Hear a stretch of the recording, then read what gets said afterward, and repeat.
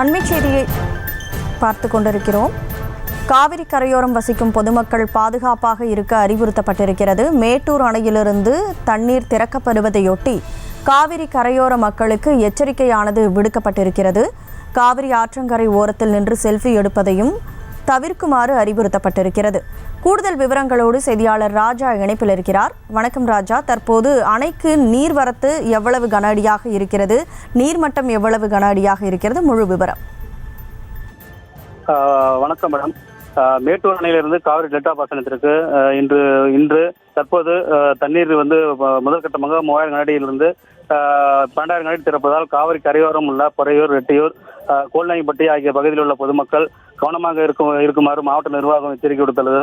மேலும் காவிரி கரையோரம் உள்ள பொதுமக்கள் குளிப்பது, கால்நடை குளிப்பாட்டுவது, நீச்சல் உள்ளிட்ட எவ்வாறு செயல்களிலும் ஈடுபட வேண்டாம் என அறிவுறுத்தப்படுகிறது. மேலும் காவிரி ஆற்றங்கரை ஓரத்தில் நின்று செல்ஃபி எடுப்பது போன்ற நடவடிக்கைகள் யாரும் ஈடுபட வேண்டாம் என்று சேலம் மாவட்ட ஆட்சியர் தகவல் தெரிவித்துள்ளார்.